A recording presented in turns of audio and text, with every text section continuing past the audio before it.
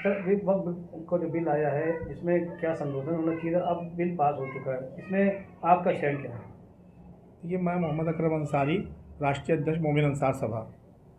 जैसा कि ये वक्फ बिल 2024 अभी जो है लोकसभा में और राज्यसभा में पास हो गया है, और उसके बारे में मोमिन अंसार समाज, मोमिन अंसार सभा और तमाम पिछड़े जितने भी हमारे जो पसमानदा समाज के लोग हैं, सब लोगों की नज़र में ये जो वक्फ बिल आया है ये मुस्लिम विरोधी है। ये हम लोगों के लिए विरोध की है, इसका इसका हम लोग समर्थन नहीं करते हैं, इसकी हम लोग मुखालफत करते हैं। इस तरह का नहीं पास करेंगे। ज़रूर ये बात सही है कि वक्फ की जो बिल आने से पहले जो वक्फ की जो प्रावधान थे उसमें सब कुछ था, यानी वक्फ की बहुत ज़्यादा खुटबुट भी हो रही हैं, या बहुत से लोगों को, अंसारी समाज के लोगों को या पसमानदा समाज के लोगों को कभी उसके अंदर आने का मौका भी नहीं दिया गया है, उनको वो चीज़ें नहीं मिल रही थी। तो उसके लिए एक काम ये हो सकता था कि जो प्रावधान पहले से थे उसके ज़रिए हमारे लोगों को उसका फ़ायदा पहुँचाया जा सकता था। जो उसके अंदर कुछ ऐसे प्रावधान नए नए तरीके से जोड़ दिए गए हैं जो वो हम लोग जानते हैं कि वो हम लोग के मुस्लिम के मुखालिफ हैं। अब ख़ास करके मोमिन अंसार समाज, पसमानदा समाज और मोमिन अंसार सभा उसको सही नहीं मानती है, उसकी मुखालफत करती है। सर पहले जब बिल का मामला आया था, हर मस्जिदों में पट्टियाँ बांध करके लोग जो है बहुत ही जुलूस के साथ जा रहे थे, मगर जब धीरे धीरे जो है कम होता चला गया, इसकी वजह क्या रही? वो सीधी सी बात है कि हम लोग ये जब देखते हैं कि भारत के अंदर 3 तरह के लोग काम कर रहे हैं। दीनी संगठन काम कर रहे हैं, समाजी संगठन काम कर रहे हैं, और राजनीतिक तौर पर जो राजनीतिक पार्टियाँ काम कर रही हैं। तो हम जब देखते हैं कि जब ये सब अपने अपने तौर पे अलग अलग तरीके से, बहुत सारे संगठन, सारे दीनी और समाजी संगठन अलग अलग तरीके से अपने काम कर रहे हैं, जिनमें एकजुटता की कमी है, कोई तालमेल नहीं है आपस में, इनके में तालमेल की कमी होने की वजह से ये बात आती है कि हम किसी भी तहरीक में कामयाब नहीं हो पा रहे हैं। आज सबसे पहले जो दीनी संगठन है, इनको अपने सुप्रीमेंसी कॉम्प्लेक्स से बाहर आना पड़ेगा। इनको जो समाजी संगठन है उनके साथ तालमेल बैठाना पड़ेगा। जब तालमेल बैठाएंगे तो कोई इसकी रोड मैप तैयार करेंगे, तब किसी मामले में कामयाब हो सकते हैं। इससे पहले कोई कामयाब नहीं हो सकते। ये लाख कोशिश करेंगे, हर जगह फेल होंगे, ज़रूर फेल होंगे। पसमंदा समाज का जो आपका जो कौम का रहबर है, उन्होंने क्या स्टैंड लेंगे इसको अभी आगे चल के? देखिए, पसमानदा समाज की जहाँ तक की बात आती है वो ये है कि जो भारत के अंदर जितने भी संगठन हैं, पसमानदा के नाम पे जो लोग भी आ गए हैं, वो लोग ये जो समर्थन कर रहे हैं, सीधी तौर पे हम ये बात जानते हैं कि जब से मोदी जी ने, हमारे जो है प्रधानमंत्री जी ने आज 5 साल पहले जब पसमानदा की बात की, उसके बाद से बहुत से संगठन कुकुर मुत्ते की तरह उगाए हैं, जिनका कभी इससे कोई ताल्लुक़ नहीं था।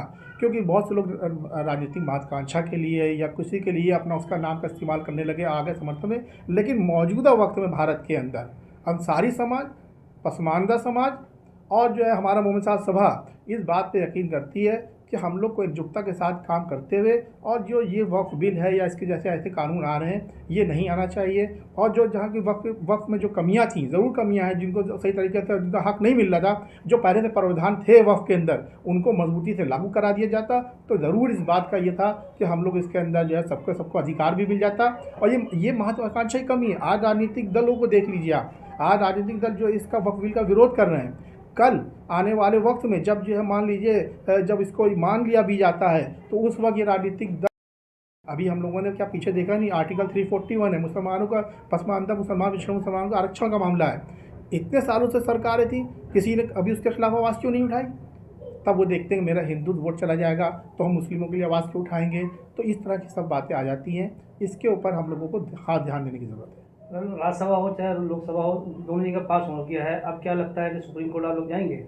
सुप्रीम कोर्ट के मसले में जो लोग भी गए हैं या सुप्रीम कोर्ट, देखिए हम लोग तो पहले संवैधानिक हैं, संवैधानिक बात को पूरा विश्वास रखते हैं, उसी पे चलते हैं। सुप्रीम कोर्ट के इस आस के साथ गए कि हमें कामयाबी मिलेगी, लेकिन ज़रूर हमें नज़र रखना चाहिए कि बाबरी मस्जिद के मामले में हमारे साथ क्या हुआ है।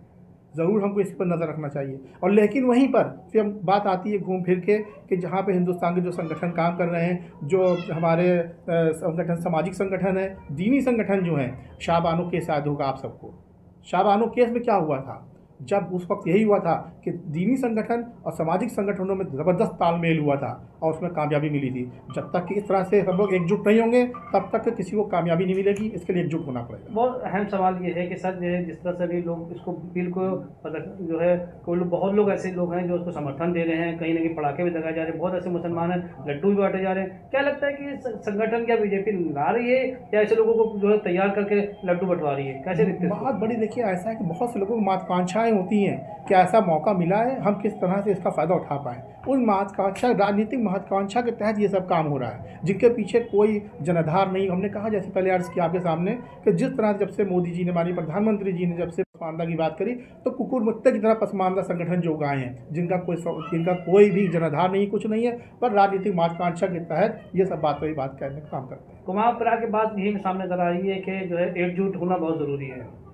एकजुट जब तक के सुप्रीमेसी कॉम्प्लेक्स जो इनके में दीनी संगठनों में है वो ख़त्म नहीं होगा, जब तक कामयाबी नहीं है सुप्रीमेसी कॉम्प्लेक्स अपना ख़त्म करके दीनी संगठनों को सामाजिक संगठनों से तालमेल करना पड़ेगा। जिस दिन ये कर लेंगे, एक मजबूत शीशे की पिराई दीवार बन जाएंगे और एक रोड मैप तैयार होगा जिससे तमाम हुकूक एकजुट अपना हासिल कर सकेंगे।